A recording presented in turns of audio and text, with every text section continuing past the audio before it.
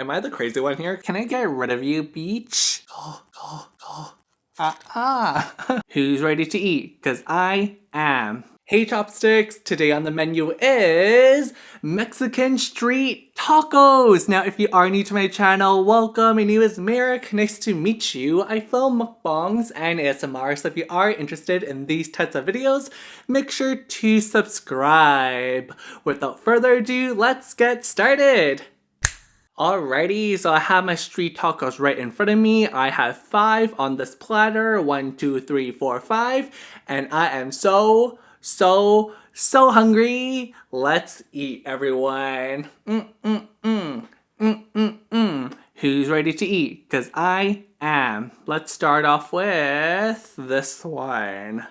This one looks like a good one to start off with. You guys know the drill. Open wide. Got it. Got it. Slay that taco. Oh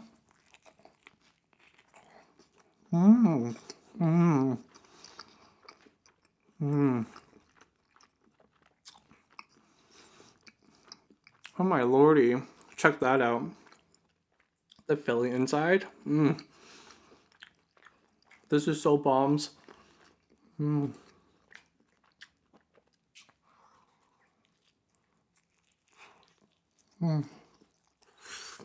Man. I love myself some street tacos. I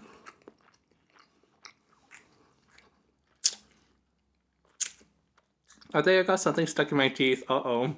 I feel like this always happens in like every 3-4 mukbangs I film. There's always something stuck in my teeth.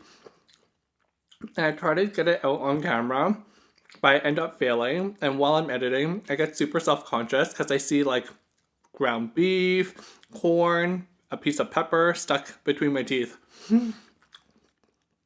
But hey, you know what? I just gotta deal with it.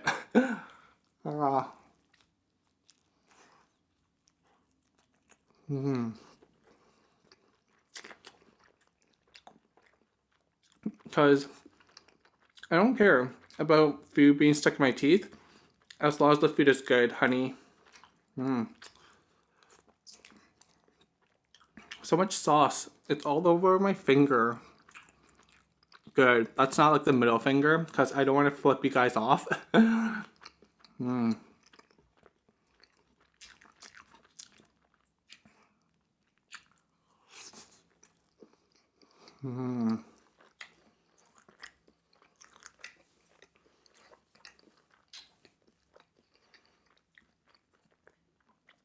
If you're wondering what's inside my Mexican street tacos, I'm gonna give you guys a tour.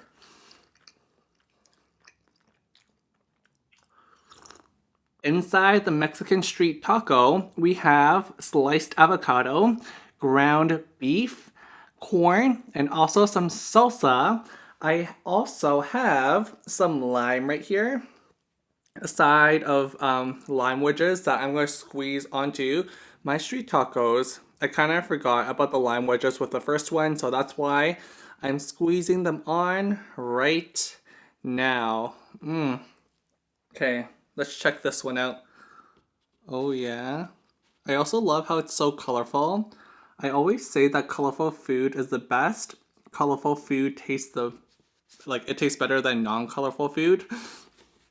Oh no, everything's like falling out. Hold on. There we go. Come on, avocados.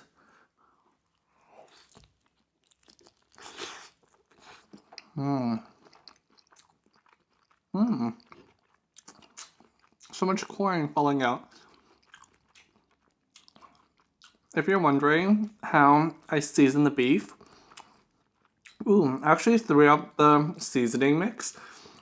That was a bad idea. I should have kept it. Oops, I just like spat. That was so embarrassing. So sorry, everyone. I guess that's what happens when you talk and eat at the same time.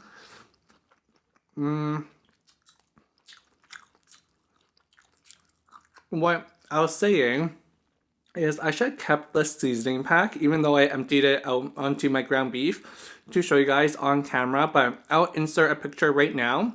So basically, I use that with my ground beef. I cooked my ground beef up, and I poured half a cup of water, and then I put the seasoning pack onto the ground beef with the water.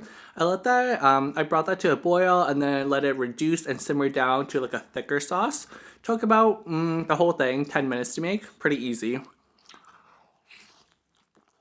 In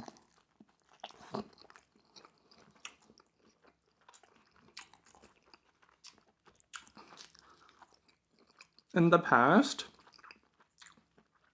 I only took the ground beef and the seasoning pack. Like I poured the seasoning directly onto the ground beef after the beef was cooked. And then tonight, I actually flipped over the packet and read the instructions of how you're supposed to cook it. And apparently, my entire life, I've been preparing taco beef wrong.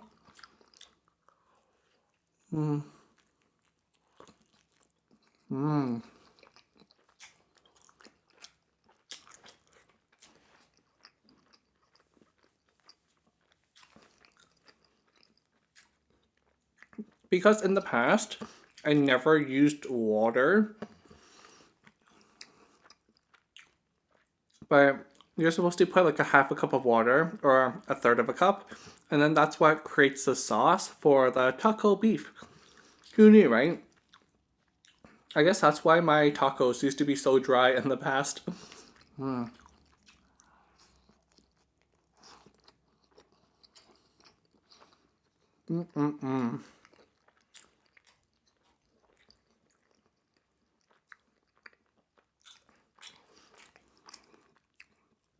just gonna put some, sorry, I like mumbled there. I'm just gonna put some lime juice on the rest of these 3 tacos before I forget, because that would not be good. By the way, if you have not heard yet, a couple of weeks ago, I launched my brand new ASMR channel. I'll put a link to that on the screen right now. If you are interested in ASMR videos and you've been wondering, oh, Merrick used to make ASMRs, where did they go? It's on my ASMR channel now. From now on, MerrickEats will only be mukbangs. And I know I keep mentioning this in videos, but honestly, not everyone watches all my videos. Like, a lot of people pick and choose videos. So I just want to cover my grounds and reach as many people as possible with this new announcement of my ASMR channel. It's called Merrick ASMR. So original, right? I swear, I'm not like a creative person at all. I'm good at like other things in life, and creativity is not one of them, unfortunately. So yeah, please, please, please go check out my new channel, Merrick ASMR. I'll also put a link to it in the description box. I think it's the second line of the description box. So either just scroll down or open it and you'll see a link to my new ASMR channel. Thank you guys so much for all your support, and let's get back to eating. Right, actually, sorry, I like a little burp there, so I was like, ooh, I gotta like do like a hand gesture because I want to talk, but I can't, and I don't want to have that awkward silence. I actually have some chips with me, tortilla chips. These ones are the Tostitos, is that how you pronounce it? Tostitos. Tostitos hint of lime. So this is what it looks like. Oh, it like takes up the entire screen. Yep. So yeah, that's these chips I'm using today. Now that I cleared out the 2 tacos in the back, I can actually like pour the chips on.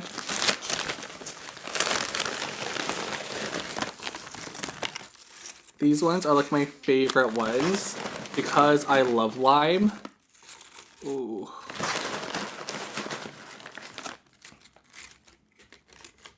That looks like a decent amount. You can't like really tell. You can't really tell at all because like it's washed out from like the lighting. But of course, I'm going to offer you guys a chip. Open wide. Got it. Slay. Ah. Ah.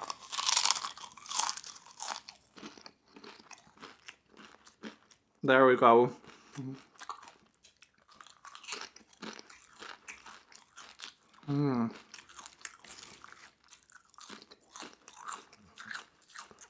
Tortilla chips are amazing. I think I mentioned this in one of my past Mexican mukbangs, but I love it when you go to a Mexican restaurant and they give you complimentary chips. I'm like, oh, thank you, and complimentary salsa. It's just like going to Korean restaurants and getting banchan, like side dishes, like kimchi, bean sprouts. Those are the best, man. Oh my god, I still haven't gotten to like the question of the day yet. I actually have a lot, not like a lot, but like I have a couple of things I want to discuss with you guys. Oh, I feel like I have to like lean in all the time. I'm like too far back.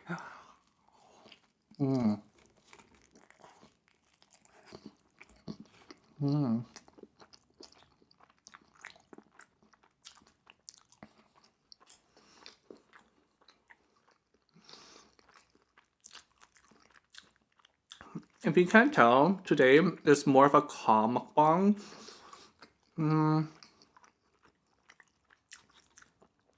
I think I discussed this in the past before, but sometimes I'm like very, very energetic, and sometimes I'm like very, very chilled out. Just depends on my mood of the day. So today would be one of the chiller days. Because I don't think like someone is like always like hyper and excited 24/7. I don't think that's really possible. Like everyone has like chill days or like calmer days or like moodier days. And the YouTubers are constantly like on for the camera. They constantly have their personality on 24/7 on overdrive. I don't know how real and authentic that is.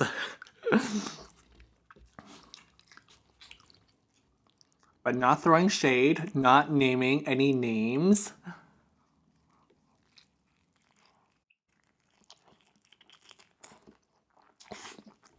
But I feel like even on my chiller days like this, I'm still relatively talky. I mean chatty. I still have so much to say on like my chill days. Because I feel like for some people, chill means like mute. But for me, chill just means like maybe my body language or like tone, my cadence, the inflection of my speech.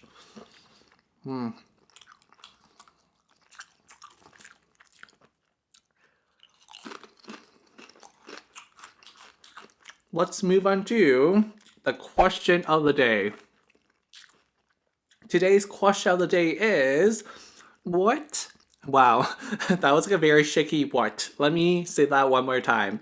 The question of the day is what are some ways you use to save money? What are some ways you use to save money? Do you wait for sales? Do you use coupons? Do you nag your friend who has an employee discount at a store you want to buy something from? What do you do? Discount, coupons, employee discount? Wait, did I say that? Employee discount, coupons, and sales. There we go. Those are the three examples I listed. What are some ways you use to save money? Let me know in the comments down below because I'm very curious to read all your responses. Now, today what I'll be talking about is a specific tactic I use to save money recently. So that's why like the question of the day is like related to what I'm talking about.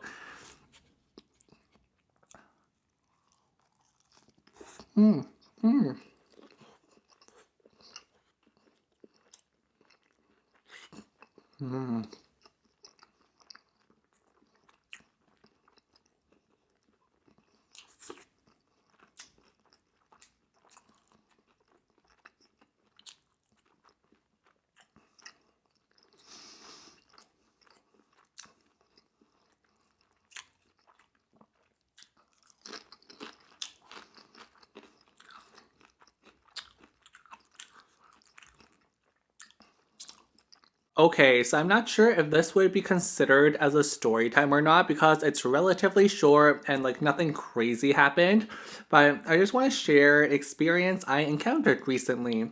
So, 2 days ago, my garage door broke down. I don't know what happened. We didn't like kick it or anything. It literally just broke down. It wouldn't go back up. I had no clue because apparently in school they don't teach you how to repair a garage door that most people have at least once in their lives. But school teaches you the chemical reaction of photosynthesis. Like, what's up with that? You know the chemical reaction of photosynthesis, but you don't know how to fix a garage door. Anyhow, because I do not know how to fix a garage door, I need to find someone who does know how to fix a garage door because my car was inside the garage and I had to get somewhere for an appointment I had, right? So it was not a good situation for me.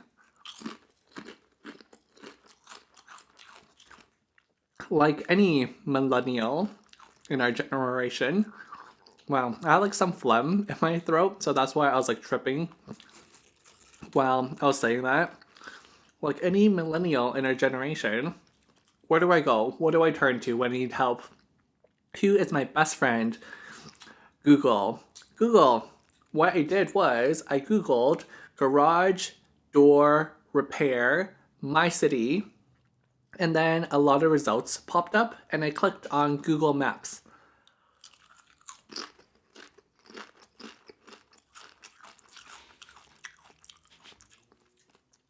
I wanted to go with a garage shop, a garage repair person that was relatively close to my house because, as I said, I had an appointment, so I needed my garage door opened ASAP because I did not want to be late to this important appointment. Did not want to be late to this important appointment, right? So on Google Maps, I see that there's 3 garage door repair places that are close to me. And what I do, this is my strategy to like save money. I like to call up every single shop related to the specific task I have and ask them for their rates and compare which one is the lowest, right? So, for example, if I don't have a preference for like a new barber or something, I would call like every single barber shop that was nearby me, and I would be like, "Oh, how much is a haircut?" And the first barber might be like, "Oh, it's $20." The second one might be like, "It's 15," and the third one might be like, "It's 17." And like if all the customer reviews are relatively the same, I would obviously go with the $15 one, right? So I applied this strategy into the garage door repair situation I was in. I called all 3 garage door repair shops looking to find the lowest price. And I feel like everyone does this. It's not just me. This isn't like a whoa, this is such a cool strategy you use, Merrick. This is mind blowing. No, it isn't.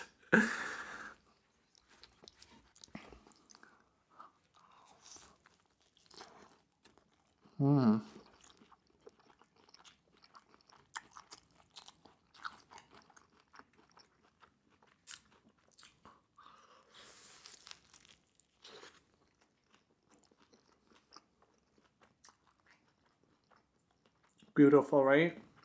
Beautiful.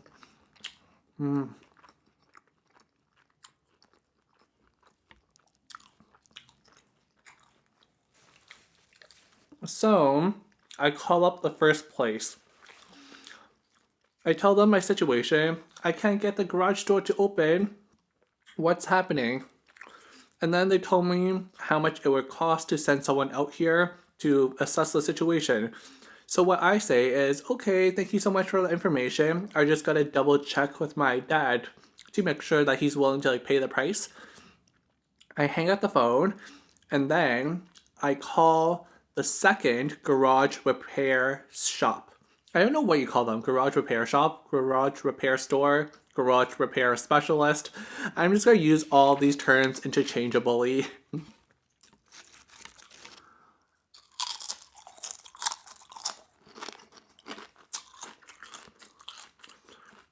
Now, I call up the second garage repair store and it has a completely different name, a different phone number, a different address, okay? Listed on Google Maps.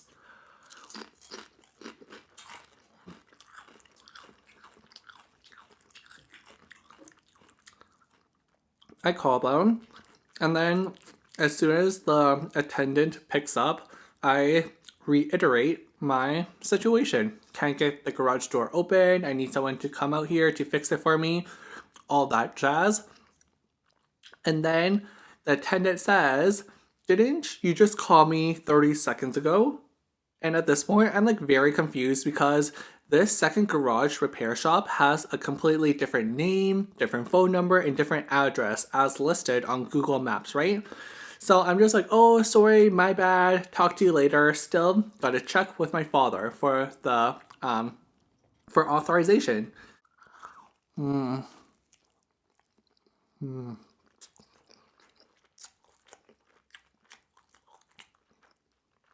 So again, I said, talk to you later. Gotta check with my dad to make sure that the price is okay. When in reality, I don't actually have to check with my dad. But that's just like my scapegoat. Like, that's just something I say. It's like a white lie to get me out of the situation.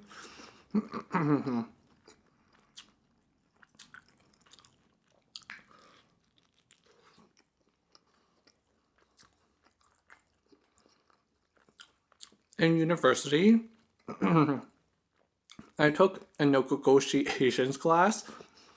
Sorry, I took a negotiations class, and one of the strategies with negotiating prices, contracts, deals, even like in your personal life, you do the dishes, you go take out the trash, you do the laundry.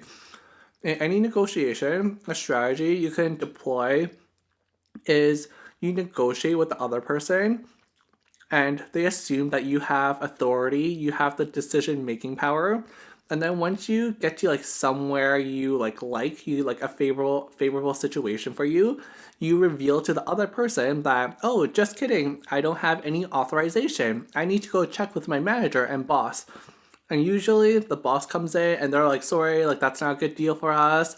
And then the other, like the person you're dealing with has to deal with your boss, and then you can push the price lower or get more stuff. That's what a lot of car dealerships do. I wonder if that made any sense. Sometimes I feel like when I go on these like random rants, they don't make any sense to anyone except for me.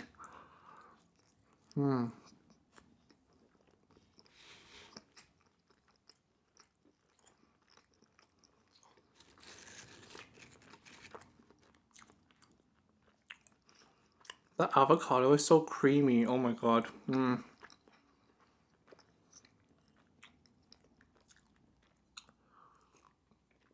Sometimes when I do these chiller mukbangs, you know who I remind myself of? I remind myself of Tien, like Tien Lee, like, because like his personality seems like very very chill and calm and zen, something I strive to be, but I'm not always, because like my brain is like very scattered.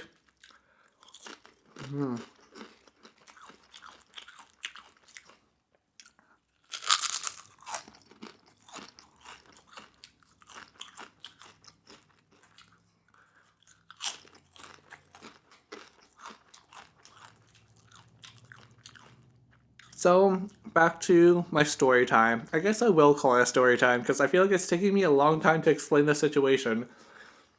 Although nothing that exciting happens. So that situation, I called the second garage repair shop and she's like, oh, did you just call me like 30 seconds ago? And I'm like, oh, so sorry, I'll talk to you later.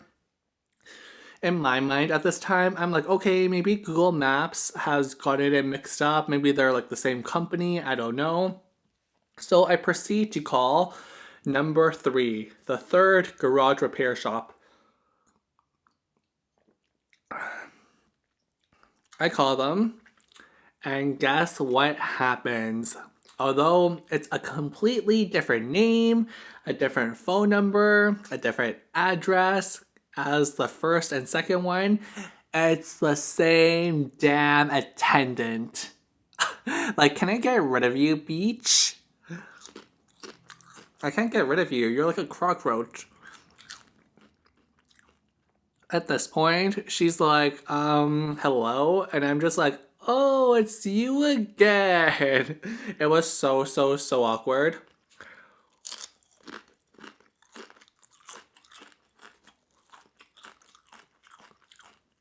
what ended up happening was I just agreed to pay that company's rate because I was like, I'm not gonna call it the fourth one and the fifth one and like have this awkward situation with this attendant again.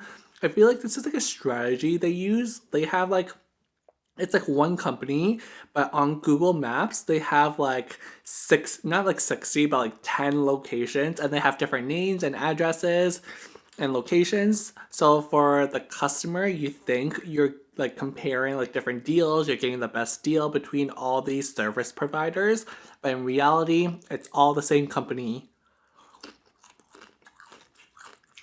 That's like Lens Crafters and Pearl Vision. This like glassware eyewear company literally owns like 90% of all the optical stores you go to. Lens Crafters and Pearl Vision are owned by the same company, so it really doesn't matter which one you go to.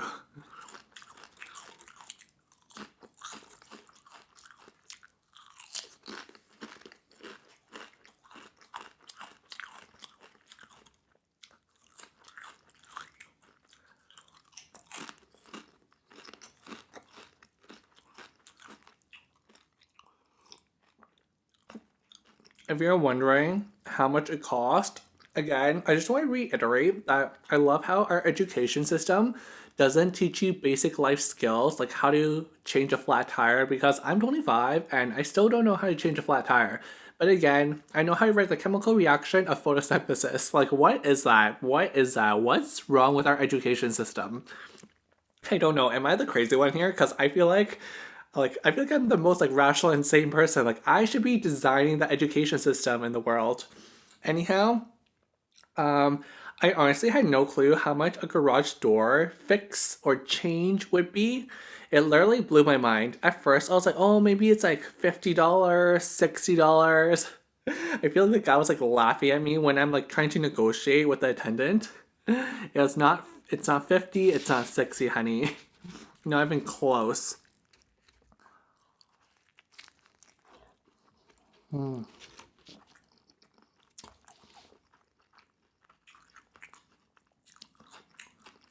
Basically, a spring broke on our garage door.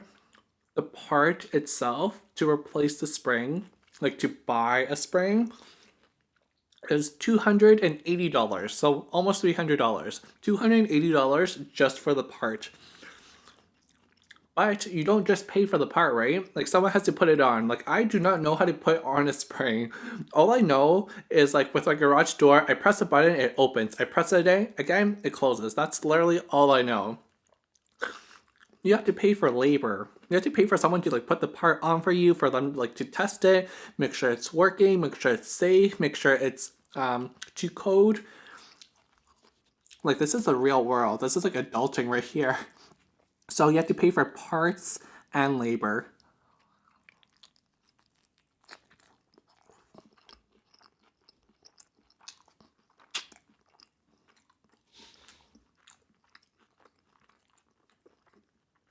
Labor was 120. Guess how long they stayed at my garage for to like install it? Less than half an hour. They made 120 just labor alone in less than half an hour. And obviously, like the part they're selling me is like marked up. If you're not familiar with the term markup in business or marketing or accounting, markup is basically like they buy the part for like $100 and they sell it to you for $280. So like the difference, that's the markup. So like they're making money on the markup, the difference between what they bought it for and sold it for, and they're also making money on the labor. In total, it costed me $400 plus tax, so $420 Canadian, which is I would say $375 US.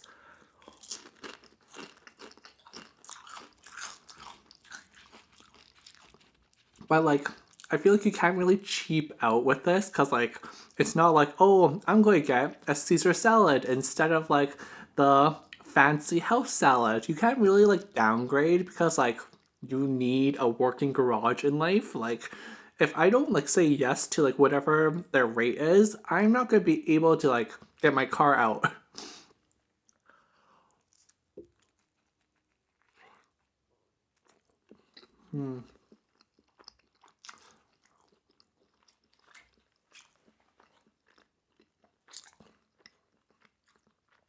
Initially, me and my mom, we tried to find the problem with the garage. We like analyzed like the ropes, the structure of the garage door, and like after an hour of analysis, we basically concluded that it was the blind leading the blind. Like she had no clue what she was looking for, and I have no clue what I was looking for. So we're just like, like I think that's like right. We even went on YouTube to find like YouTube tutorials of how to repair garage doors, and it was no help whatsoever.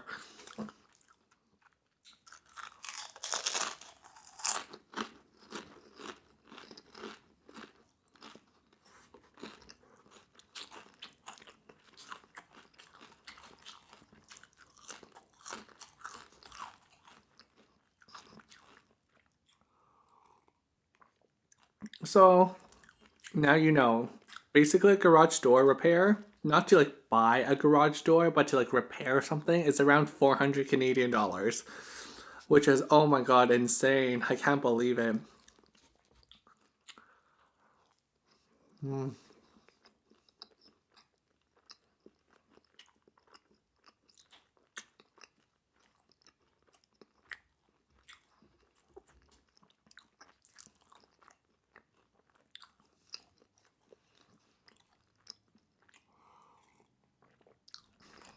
Alrighty, so that's all for this video. Thank you for watching. If you did enjoy it, please give it a thumbs up and also subscribe to my channel if you're not subscribed yet. If you are subscribed, make sure to turn on notifications by clicking the bell icon. Love you so much, chopsticks, and remember to slay your day.